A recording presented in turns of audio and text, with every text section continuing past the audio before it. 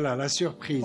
Oh, oh, il est là, celui-là. Mazel Hay. Monsieur Farid, ça va? Celui-là, c'est l'ancien. Ça, c'est mon premier entraîneur en minime. Et il est encore là. C'est le dernier, je crois. Hein. هذه غيبة Non, ça, فريد. voilà, le مرحبا بك non, ça, فريد. bonjour. واش راك؟ Ça va. لاباس La فريد؟ forme. صافا. Toujours. J'ai eu pour mettre les talons, mais ça le Aliya. طولت. Ça, c'est notre historien. Notre historien blindé, hein, Tarir Tal USMB. Alors, notre député, j'étais son entraîneur de basket en minime. Kana ou la maquette? Alors, lui, n'en parlons pas. Qui c'est qui t'a fait jouer ton premier match? Classe. C'était en 86, le premier entraîneur qui m'a mis dans le bain. Voilà. C'était- Drôle de bain. Oh, Morad. Morad, le roi de l'organisation. Celui-là, attention, dites rien, il est du CRB, hein, en vérité. Le décor est planté. فوالا فريد ريح انا فريد ريح. مرحبا بك خويا مرحبا بك. هذه غيبة. Tu vois ça, comme les vieux, on boitille un petit peu. Mais bon, on tient encore le coup.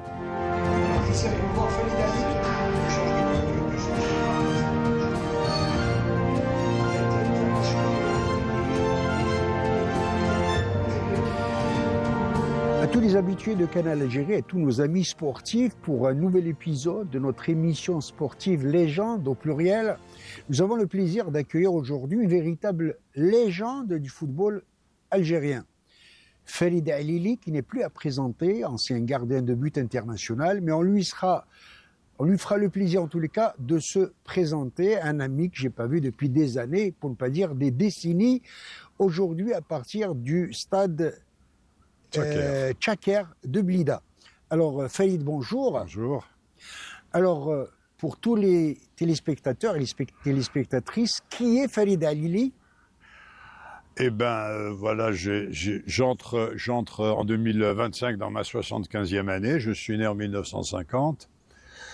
J'ai eu durant ma carrière, si on peut parler de carrière, parce que à l'époque on parlait pas de carrière, on jouait au foot. Et puis le foot faisait de nous un peu ce qu'il voulait.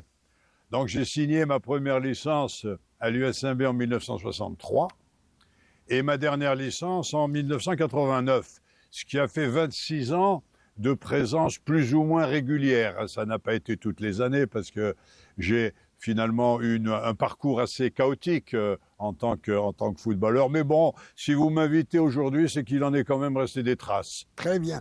Alors, si on devait revenir à votre petite enfance, comment vous êtes venu au football? Ben, moi, c'est très simple. Je suis né à Douera, mais là, je pense que les 6 premières années de ma vie que j'ai passées à Douera, j'ai pas eu beaucoup de contact avec le football. Et c'est retournant dans le pays de ma mère, en Haute-Savoie, on me faisait faire goal. Mes frères qui shootaient, ils voulaient un gardien de but, c'était moi. Et c'était une région très verdoyante, la Haute-Savoie, où il y avait beaucoup d'herbes. Alors je plongeais. Moi, de temps en temps, j'attrapais le ballon. Puis j'entrais à la maison plein de terre. J'ai encore le souvenir d'avoir pris des raclées phénoménales parce que j'avais une carapace de boue sur le corps quand j'entrais à la maison. Et puis après, donc, j'ai joué au collège, au lycée. Puis naturellement, quand je suis arrivé à Blida, on m'a amené à l'USMB, j'ai signé une licence en minime. Et puis, ça a commencé comme ça. Vous vous rappelez de votre premier match en minime? Ah, tout à fait, oui, tout à fait. J'ai joué en minime à Boufarik. Il y avait un gardien de but qui était titulaire, qui était immense, qui était grand. Et il avait 2 noms, parce qu'à l'époque, les positions étaient fréquentes. Donc, il devait pas être minime, il devait être cadet ou bien junior. Et puis, finalement, donc, on m'a préféré à lui. J'ai joué ce premier match, puis ça a marché, j'ai continué. Ensuite, donc, minime, cadet, junior? Alors là, non, un peu comme tous les joueurs de l'époque, on faisait minime. En cadet, très souvent, on jouait en junior. J'ai jamais joué en cadet. J'ai fait mes 2 années en minime. Cadet, j'ai joué en junior, et puis junior, à l'époque, presque tous les joueurs de cette époque, qui se faisaient plus ou moins remarquer, jouaient très vite en première, donc à l'âge de 17-18 ans. Faudrait-il rappeler que vous avez été international junior à l'époque? Ben, j'étais international junior, oui, et puis récemment, on a été invité au jubilé d'un ancien de cette équipe nationale junior, Youssef Mokrani, le fabuleux défenseur de la JSD. Et il nous a rappelé qu'on a quand même été la première sélection algérienne à remporter un titre à l'étranger. En 1968, on a gagné le tournoi international junior de Roubaix, qui n'était pas un moindre tournoi, hein. Il y avait d'immenses équipes allemandes, belges, françaises, Saint-Étienne, Lille, Waregem, portugaises, le Torino, le Porto, FC Porto. Et on les a battus, comme ça, match après match, on ne s'est pas rendu compte, puis on les a battus. Et très certainement que vous vous rappelez de vos anciens coéquipiers à Ah, et l'époque, comment? par Parce exemple, que ça n'était pas des moindres. Ça n'était pas des par moindres. exemple. Ah ben, le premier parmi eux dont un stade maintenant à Oran porte le nom, l'immense Miloud Hetfil, Allah rahmo. Oui. Il y avait bien du Mouloudia, il y avait Betrouni, on avait les Zanir, Koufi, Allah rahmo, de la JSK, Djilali Aïtchogou, Allah rahmo, Kadalik du RC Kouba. C'était une grande équipe. Hein. Sebaoun de Fort-de-L'Eau. Boualem Sebaoun de Fort-de-L'eau qui ensuite est allé au Ned. Oui, il y avait de Fellahi de l'Entente, là, Kawa Abdenour du Mouloudia. Une belle équipe, une belle équipe. Très bien. C'est pas pour rien qu'on a gagné. Alors, le tremplin à l'époque, c'était l'équipe Fagnon. Ah oui. Vous vous rappelez de ce premier match? Ah ben, on rêve de ça, hein. Moi, le rêve, ça n'a jamais été d'être international ou quoi que ce soit d'autre. C'était jouer en première à l'USMB. Parce que on a été les héritiers d'une très grande équipe de l'USMB. Pour nous, l'USMB, c'était pas rien. C'était une histoire, c'était un club nationaliste. Et jouer dans cette équipe, c'était notre bâton de maréchal, c'était une fierté. Alors là, c'est les circonstances qui ont fait que j'ai joué mon premier match. On est allé jouer à Ain Melilla, j'étais remplaçant, et il y avait je me rappelle très bien du nom, il s'appelait Ben Abed, un gardien de but qui venait de la SPTT d'Alger. Il n'a pas eu de chance, le pauvre, son arrière central, Sid Ahmed Darija, lui a donné un coup de genou dans la tempe. Donc il a été évacué à l'hôpital et je suis rentré. Ah, je suis rentré en me jurant que ça rentrerait pas. Et on a gagné 1-0. C'était une belle équipe, Ain Melilla à l'époque. Et chez eux, ils étaient redoutables. Hein. Et on a gagné. Donc c'est parti comme ça. Ça n'a pas été tout de suite après que j'ai joué, que j'ai été titularisé, mais 2 ou 3 matchs après, j'ai été titularisé, puis c'est parti. Et qui c'était votre entraîneur à l'époque? Alors c'était Smaïn Khabato, Allah yarhamou. On ne présente pas, bien entendu. Hein. C'est Smaïn Khabato qui m'a fait jouer mon premier match contre l'USMS. Voilà, le premier match où je suis rentré titulaire, c'était contre l'USMS à Sétif, et on a gagné 3-1. Ça, c'est des souvenirs qui sont frais parce que c'est les plus anciens. Après, je serai peut-être moins bon. Transition est toute faite. Quel est l'entraîneur qui vous a marqué? Un ou deux? Il y en a beaucoup. Il y en a beaucoup, c'était des gens fabuleux, les entraîneurs de cette époque. Hein. C'était des gens qui avaient beaucoup de charisme, qui avaient une histoire qu'on respectait, parce que c'était à la fois une histoire sportive et une histoire militante. Il ne faut pas oublier que tous ces entraîneurs étaient issus soit de clubs nationalistes, soit de l'ancienne équipe ALN, soit de l'ancienne équipe FLN. Donc on a eu Smaïn Khabato, qui était le doyen des entraîneurs algériens, qui était un peu le père du football algérien. Abdelkader Mazouza, l'Armo Kadalik, membre de l'équipe FLN, qui nous a longtemps entraînés à Blida. Puis il y en a d'autres qu'on a aimés. Moi, j'ai beaucoup aimé l'Armo Kamel Lemoué, qui était quelqu'un de fabuleux, quelqu'un qui donnait une atmosphère particulière dans le groupe, qui l'accompagnait aussi en équipe nationale junior, Loulou Sellel, si vous vous rappelez, de l'Harrach, qui était aussi un monsieur fabuleux. Et puis, bon, celui à qui je dois avoir joué au tournoi de Roubaix, parce que j'étais remplaçant arrivé à Roubaix. Hein. La star, c'était Kawa. C'était pas moi. Moi, j'arrivais. C'est Lucien Leduc. Oui, Lucien Leduc. Qui en ce moment-là était entraîneur de l'équipe nationale, mais en même temps DTN, et qui avait pris en main les destinées de l'équipe nationale junior pendant cette période. Très bien. Donc je garde un bon souvenir de Lucien Leduc, qui était Annecy d'ailleurs aussi. Vous aviez certainement de l'admiration à l'époque pour un joueur qui a marqué à l'époque, que vous estimez beaucoup? Joueur ou gardien de but? Un joueur d'abord. Il fallait me demander plutôt gardien de but. Joueur, je l'ai dit dans une interview sur la République d'Oran il y a une 40aine d'années. On m'avait posé cette question. J'ai dit, moi, le type qui m'a le plus impressionné, je l'ai vu tout récemment d'ailleurs à Djidjal, au jubilé de Mokrané, c'était pas par sa classe, il en avait, mais c'était par son comportement. Il a d'ailleurs été honoré par la FIFA à ce sujet, c'est Abdelhamid Salhi de l'Entente. Très bien. Un modèle en tout. Et bien évidemment, le modèle du gardien de but de Alors, le Kipper. modèle, c'est facile. Pour moi, le grand gardien de but, hein, c'est Abrouk. Bravo. Alors, quand j'habitais à Hussein en ce temps-là, le temps du grand Chebeb, j'habitais à Hussein, j'étais pas à Blida. Donc, j'étais très souvent au 20 août. Et en ce temps-là, je ne sais pas si vous vous rappelez, mais il y avait énormément d'animations sportives en semaine.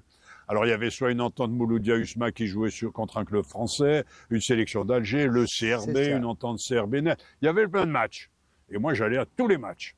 Et je voyais Abrouk, qui était débutant en ce temps-là. Hein. Il avait 20 ans, 19-20 ans, Abrouk. Hein. Il était en concurrence avec Nassou en tant que titulaire au CRB. Donc je le voyais au CRB, je le voyais dans ses sélections. Et puis moi, à l'école, j'avais un mur. Et je m'entraînais à essayer de capter le ballon comme Abrouk, de dégager comme Abrouk. Bon, j'y suis pas trop parvenu, mais le résultat n'a pas été si mauvais que ça. Très bien. Je me rappelle d'un certain match USM Blida, jeunesse sportive de Kabylie. À l'époque, il y avait un grand gardien de but légendaire, Allah yarhamou, Abderrahmane Boubker. Ça vous rappelle quelque chose? Ah oui, comment? Et comment? Ben moi, Abderrahmane Boubker, vous venez de dire un immense gardien légendaire.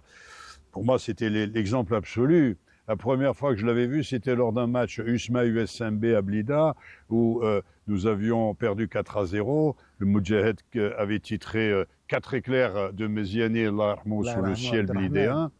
Et il y avait Boubker dans les buts de l'USMA. Et nous, les minimes, en ce temps-là, c'était encore la division d'honneur. C'était pas encore la division nationale.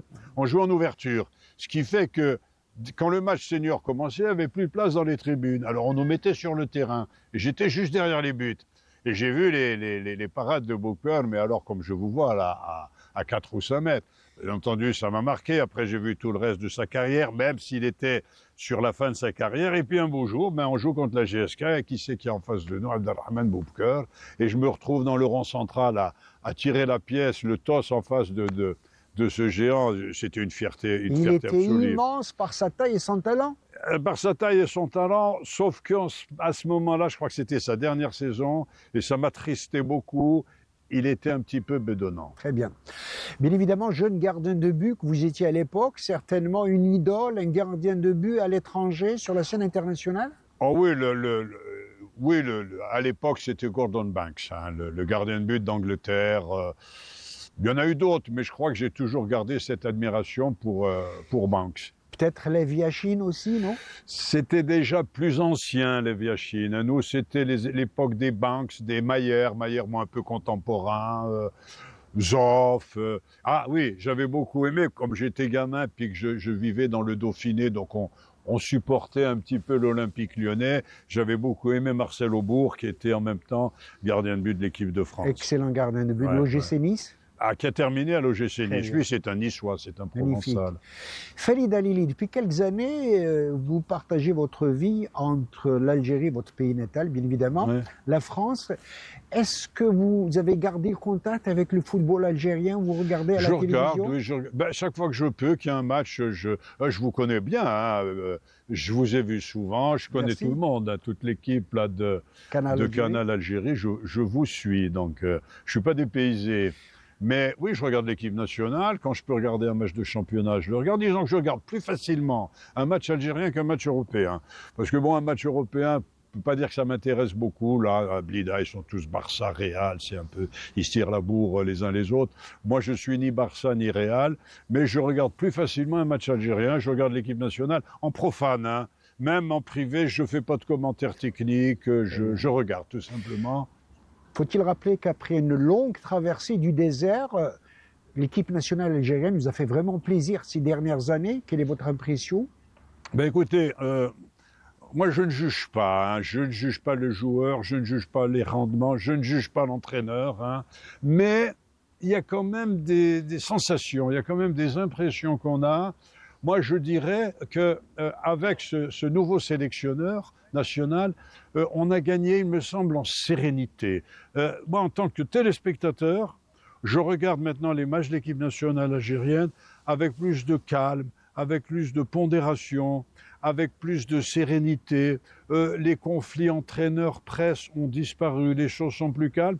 Et je vais peut-être dire une bêtise, mais on le ressent dans le rendement des joueurs sur le terrain. Vous parlez bien évidemment du nouveau sélectionneur Vladimir Petkovic. Voilà, c'est ça. Moi, j'aime bien son attitude.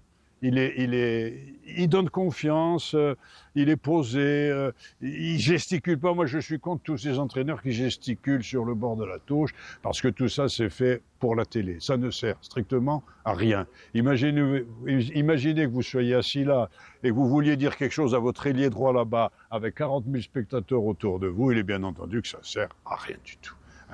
Si on a bien préparé son équipe, on est assis, on observe, et puis après, on fait les aménagements qui s'imposent. Donc, j'aime bien cette attitude posée qu'avait Saaden d'ailleurs, Oui. et qu'on lui reprochait. Maintenant, c'est à la mode, il faut bouger. Non, il ne faut pas bouger. Un entraîneur, il est là pour observer. Il n'est pas là pour gesticuler, il n'est pas là pour hurler. Donc, équipe nationale, j'aime bien, j'espère que ça va marcher.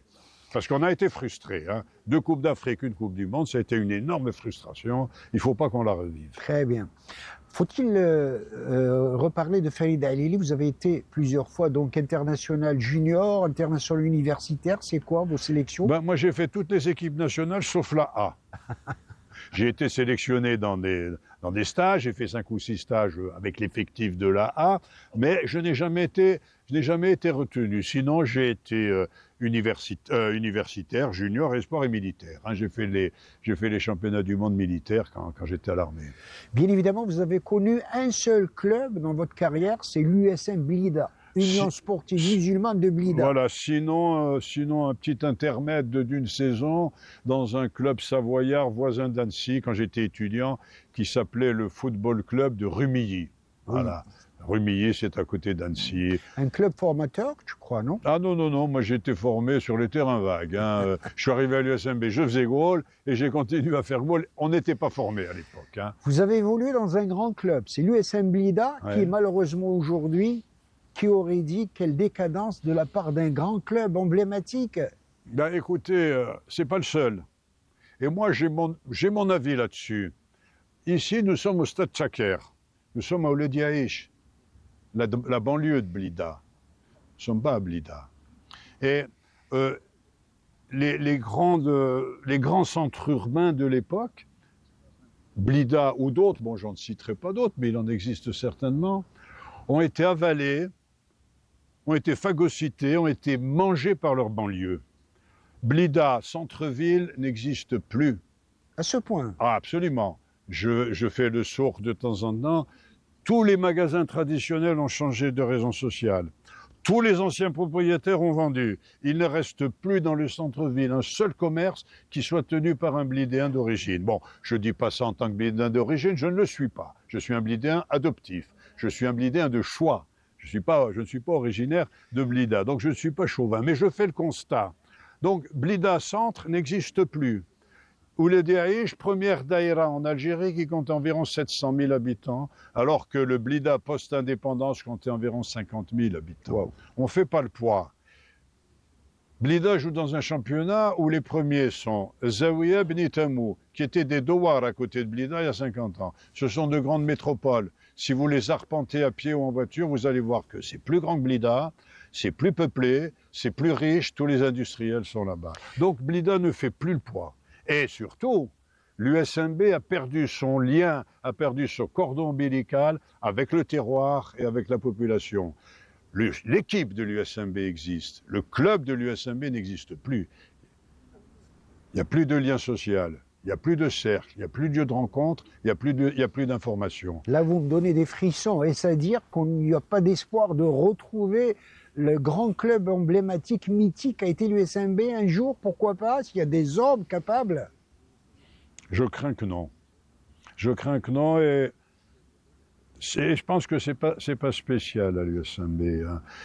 Moi, je reviens fréquemment, puis je fais les constats, puis je sors beaucoup. Moi, je sors, je bouge, je vois du monde, je fais le sourd, je prends un peu là, je prends la température.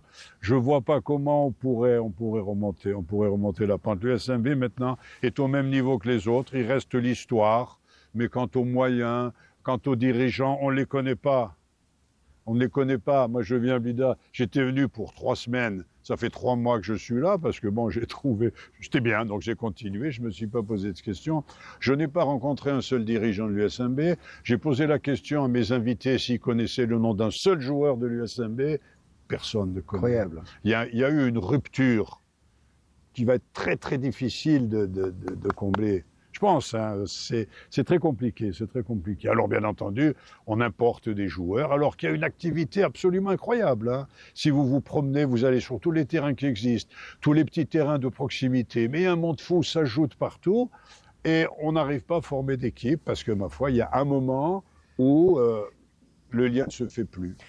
En tout cas, pour terminer notre entretien, faut-il rappeler à tous nos amis téléspectateurs et téléspectatrices que devient Falid Halili à 75 ans? Ça nous fait rajeunir.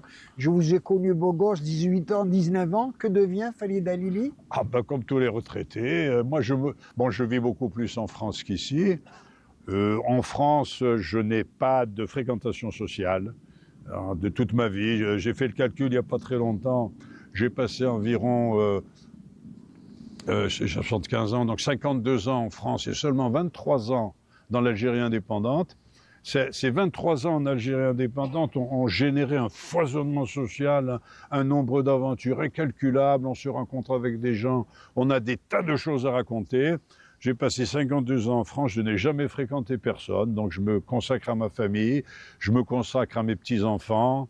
Je les soutiens en français parce que bon, l'école française aussi bat de l'aile et il faut suppléer à ces insuffisances. Comme ils ont vocation à venir en Algérie, je leur apprends l'arabe. Et puis je continue à m'entraîner. Je fais environ 3 séances par semaine d'entraînement. Les enfants viennent souvent au bled? Pardon? Les enfants viennent souvent? Oui, ils sont là. Les 2 sont encore là. Je parle des 4 garçons, 2 sont partis hier. Ils viennent, les mamans, qui sont mes filles, tiennent absolument à ce que les enfants conservent le lien avec la famille, le lien avec le pays. Ils viennent souvent, oui. En tout cas, permettez-moi de vous dire, Falid Halili, qu'on a eu du plaisir, en tout cas, à vous revoir, à nous rajeunir, et merci de nous avoir accueillis chaleureusement dans vos murs, dans votre décor habituel, la Ville des Roses. Merci. Ben, tout le plaisir était pour moi. Puis je vous remercie en fait de m'avoir invité parce que moi je considère que j'ai eu une toute petite carrière et que vous m'en rangiez au rang des légendes à 75 ans, bientôt 50 ans après que le football ait cessé pour moi. Mais c'est un immense plaisir, ça me rajeunit et merci encore. Merci voilà. Surtout à vous. En tout cas, je vous dis merci et sincèrement, ça a été un énorme plaisir. Merci à toi, merci à tout le monde. Très sympa d'avoir pensé à moi, parce que c'est la dernière occasion, c'est sûr. Donc là, un devoir de mémoire. C'est mon jubilé. Super.